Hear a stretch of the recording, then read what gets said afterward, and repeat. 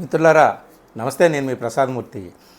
4వ దశ పోలింగ్ కూడా ముగిసిందండి.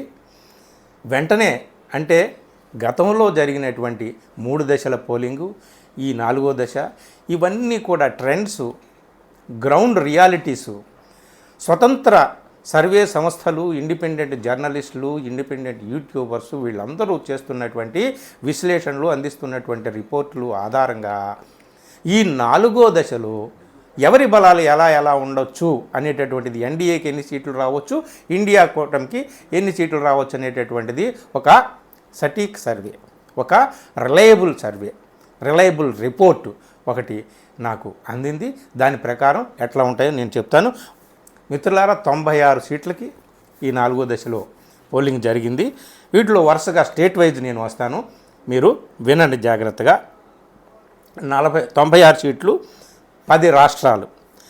వెస్ట్ బెంగాల్లో 8 సీట్లకు జరిగితే ఇందులో ఎన్డీఏకి 2 మాత్రమే వస్తున్నాయి, 6 ఇండియా కూటమి. అంటే అక్కడ మమతా బెనర్జీ టీఎంసీ, కాంగ్రెస్, లెఫ్ట్ అన్నిటినీ కూడా కలిపి మనం ఇండియా కూటమి అని అంటున్నాం. అక్కడ వాళ్ళు విడివిడిగా పోటీ చేస్తున్నప్పటికీ కూడా మనం ఓవరాల్గా చూసినప్పుడు బీజేపీ వాళ్ళ అలయన్స్ పార్టీలు, అలాగే ఇండియా కూటమికి సంబంధించినటువంటి పార్టీలన్నీ కూడా కలిపి అక్కడ ఇండియా కూటమి అని అంటున్నాం. కాబట్టి అలా చూసుకుందాం.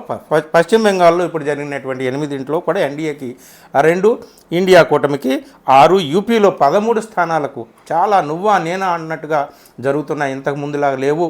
యోగేంద్ర యాదవ్ లాంటి వాళ్ళు కూడా మొదటి దశ మొదలు కాకముందు యోగేంద్ర యాదవ్ లాంటి వాళ్ళు కొద్దో గొప్ప తేడా ఉండొచ్చు, కానీ బీజేపీకే అక్కడ బాగా ఉండే అవకాశాలు ఉన్నాయని చెప్పినటువంటి వాళ్ళు కూడా ఇప్పుడు ఏం చెప్తున్నారయ్యా అంటే అక్కడ పరిస్థితి చాలా దగ్గర 30 సీట్లలో పైగానే మార్పు వచ్చేటటువంటి అవకాశం ఉందంటున్నారు. ఇప్పుడు ఈ 4వ దశలో 13 సీట్లకు గాను ఎన్డీఏకి 6, ఇండియా కూటమికి 7, అలాగే తెలంగాణలో వీళ్ళు చాలామంది నేషనల్ సర్వే సంస్థలు చెప్తున్నటువంటిది ఏమిటంటే 17లో కూడా 4 బీజేపీకి అని, అలాగే 10 ఖచ్చితంగా కాంగ్రెస్కి వస్తాయని చెప్పి 3 ఇండియా కూటమి అనొద్దు, 3 అదర్స్.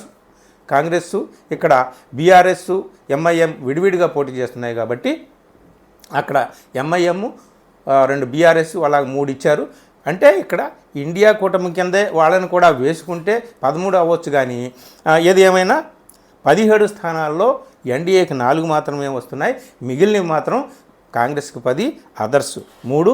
అలాగే ఒడిశాలో 4 స్థానాలకు జరిగితే ఒకటే ఎన్డీఏకి, ఇంకొకటి ఇండియా కూటమికి, అక్కడ అదర్స్ 2. అంటే అదర్స్ అంటే ఎవరు లేదు, అది బిజు జనతాదళ్ కాబట్టి అక్కడ 2 వాళ్ళకి. మహారాష్ట్రలో 11 స్థానాలకు జరిగితే మిత్రులారా 4 స్థానాలకి ఇక్కడ చాలా భీకరమైనటువంటి పోరాటం, ఇంతకుముందులా లేదు. ఇంతకుముందు బీజేపీతో చాలా స్ట్రాంగ్ అలయన్స్ ఉంది శివసేనకి. ఇప్పుడు ఆ శివసేనలో చాలా ఉద్ధవ్ ఠాకరే లాంటి చాలా బలమైనటువంటి వర్గం ఇప్పుడు కాంగ్రెస్తో అలా ఎన్సీపీతో కలిసి ఉంది. కాబట్టి అక్కడ హోరాహోరీగా పోరాటం అనేటటువంటిది జరుగుతుంది. ఈ పోరాటంలో ప్రస్తుతం ఈ 4వ దశలో 11 స్థానాల్లో 4 మాత్రమే ఎన్డీఏకి, 7 ఇండియా కూటమికి. ఇది చాలా మేజర్ డెవలప్మెంట్గా మనం భావించాలి. మధ్యప్రదేశ్లో గతంలో 29లోనూ 28 స్థానాలు కాంగ్రెస్కి, బీజేపీకి వచ్చాయి. ఇప్పుడు 8 స్థానాలు జరిగాయి ఈ 4వ దశలో. 8 ఎన్డీఏకి 5, ఇండియా కూటమికి 3. అలాగే జార్ఖండ్లో 4 స్థానాలు జరిగాయి, 2 ఎన్డీఏ, 2 ఇండియా. జమ్మూ కాశ్మీర్లో 1 స్థానం జరిగింది, 1 స్థానం కూడా ఇండియా కూటమికే వస్తుంది. అలాగే బీహార్లో చాలా హోరాహోరీ పోరాటం సాగుతోంది. జనతాదళ్ యునైటెడ్ నితీష్ కుమార్ గ్రూపు అక్కడ పెద్దగా ఏమీ వర్కౌట్ కావట్లేదు అని చెప్పేసి వార్తలు వస్తున్నాయి. ఇప్పుడు జరిగినటువంటి 5 స్థానాలకి ఈ 4వ దశలో 2 స్థానాలు మాత్రమే ఎన్డీఏకి, 3 స్థానాలు ఇండియా కూటమికి వస్తాయని. అలాగే ఆంధ్రప్రదేశ్లో మనందరికీ తెలుసు 25 స్థానాలకు గాను వాళ్ళు నేషనల్ సంస్థలు ఇచ్చినటువంటి దాని ప్రకారం చూస్తే ఎలా ఉంటుందో మనం చెప్పలేం.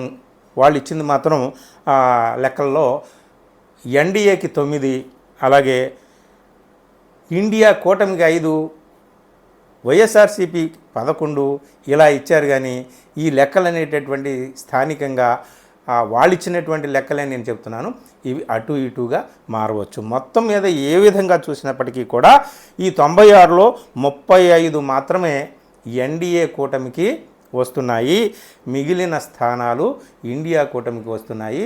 అంటే పరిస్థితి చూస్తూ ఉంటుంటే మొదటి దశ ప్రారంభమైన దానికి ఇప్పటికీ కూడా క్రమక్రమంగా సర్వే సంస్థలు వేస్తున్నటువంటి అంచనాలు కూడా మారుతూ బలహీనపడుతున్నటువంటి ఎన్డీఏ పరిస్థితిని తెలియజేస్తుంది.